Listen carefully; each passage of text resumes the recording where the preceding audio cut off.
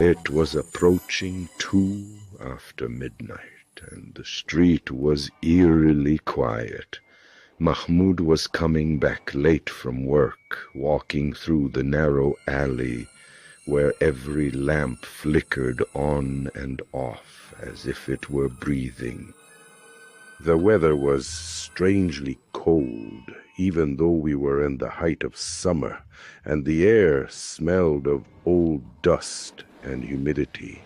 As soon as he reached under the house, he spotted something that made his body freeze. The building's door was open, and that never happened. Horrifying, the doorman, was obsessed with locking the door with the key as soon as it was 11 at night. Even the residents used to argue with him about this issue. Mahmoud stood for a few seconds, looking at the door, and felt like someone was standing above on the stairs watching him, but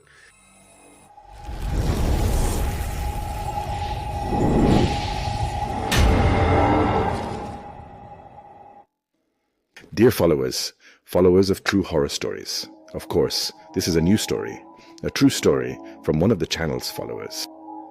But before we start our story, please don't forget to like the video, subscribe to the channel, and activate the bell for all notifications so you get every new real horror story. Our friend will tell the story, and of course, we'll change the names. Let me introduce myself. My name is Mahmoud. I have a child, and my wife's name is Nada. I was coming at night. And the weather,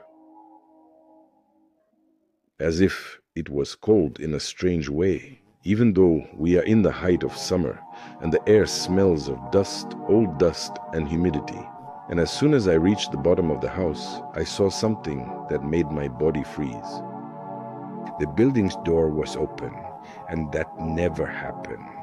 Haj Rifat, the doorman, was obsessed with locking the door with a key as soon as it hit 11 o'clock, and even the residents used to argue with him about this. Mahmoud stood for a few seconds looking at the door and felt like someone was standing at the top of the stair looking at him, but when he focused, he found no one. He swallowed and went up the stairs slowly. Each step echoed a strange echo, as if the building was completely empty, even though it has more than 12 apartments. He reached the 3rd floor, and Haj Salim's apartment door was slightly open with the lights off inside.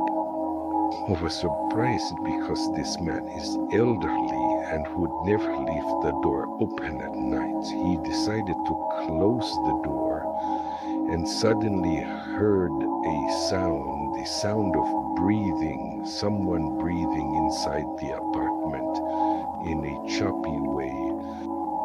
Mahmoud whispered and said, Haj Salam, Haj Salam, Haj Salam.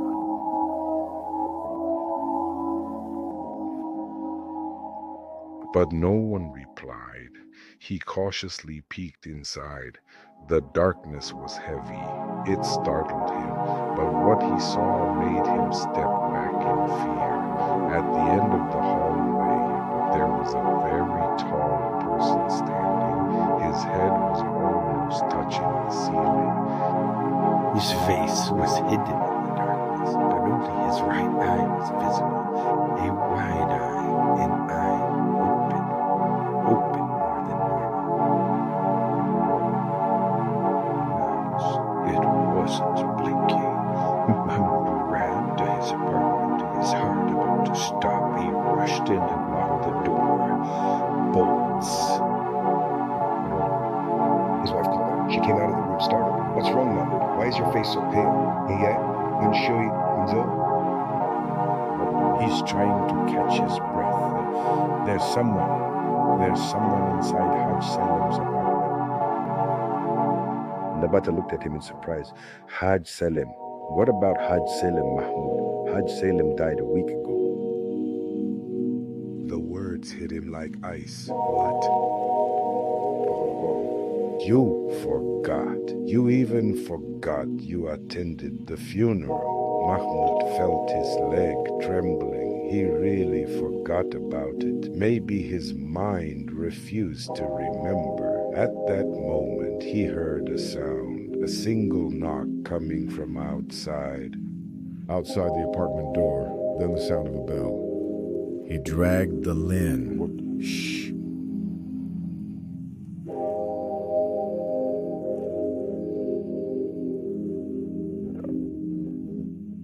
And she whispered, Mahmoud, there's someone outside. Mahmoud, that's it. The sound suddenly stopped. Suddenly, someone knocked again, but this time on the room's door, even though the apartment door itself is still closed. Nabat aghast, Mahmoud felt the blood rush in his chest. Nada was quickly gathering clothes, terrified, but as soon as she tried to open the apartment door, she discovered it wouldn't open. The key turned, but the door stayed shut, and then they started. They heard footsteps above the ceiling, slow and heavy, then a scratching sound. Someone was digging above them. Nada looked at the ceiling, trembling. There's someone above us, Mahmoud whispered. There's no apartment above us, and the sound suddenly stopped. A terrifying silence prevailed. Then the sound of a small child laughed a little laugh, coming from the bedroom. Nada screamed, "My son, my son." She ran to the room. Mahmoud ran after her. They entered and found their son Karim sleeping in his place. But wait for me. In the second part of our story, of our tale, the building that devours its residents. This story is a true story from one of my channel followers. But I hope those waiting for the second part don't forget to like the video, subscribe to the channel, and activate the bell for all notifications to receive all the latest true horror stories. From his body, and the sound of the guitar was calmer and slower. Someone knocked on the door. Then an old man's voice said, "Open, open, Mahmoud. I'm cold, Mahmoud." The voice was exactly like Haj Salem's. Nada started crying. The day turned dark, but Mahmoud knew only one thing. Yet Salem has been buried for a week. Suddenly, the sound from the kitchen started. The sound of drawers opening and closing violently. Mahmoud grabbed a knife from the table and headed towards the kitchen. Every step was heavy. As soon as he entered, he found the light flickering on and off quickly. The fridge was open. On the ground, there were two very large footprints coming out of the fridge, heading towards the wall. Mahmoud approached, terrified. The footprints suddenly ended at the wall. Their owner had disappeared into the wall itself, and suddenly the fridge closed by itself violently. Mahmoud jumped in place, then heard a sound behind him. A whisper very close to his ear as he turned back. He quickly turned around and found no one, but there was a mirror in the kitchen reflecting someone standing behind him. The same tall man with the same open eye. But when he turned again, there was no one. He looked back at the mirror and it disappeared. Mahmoud ran out, running and shouting, We have to leave here. We have to leave here immediately." Nada was quickly gathering clothes, terrified, but as soon as she tried to open the apartment door, she discovered it wouldn't open. The key turned, but the door stayed shut, and then they started. They heard footsteps above the ceiling, slow and heavy, then a scratching sound. Someone was digging above them. Nada looked at the ceiling, trembling. "There's someone above us," Mahmoud whispered. "There's no apartment above us." And the sound suddenly stopped.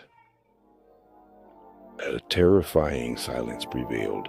Then the sound of a small child laughed a little laugh, coming from the bedroom. Nada screamed, "My son, my son." She ran to the room.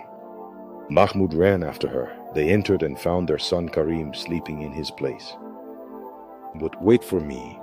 In the second part of our story, of our tale, the building that devours its residents. This story is a true story from one of my channel followers, but I hope those waiting for the second part don't forget to like the video, subscribe to the channel, and activate the bell for all notifications to receive all the latest true horror stories.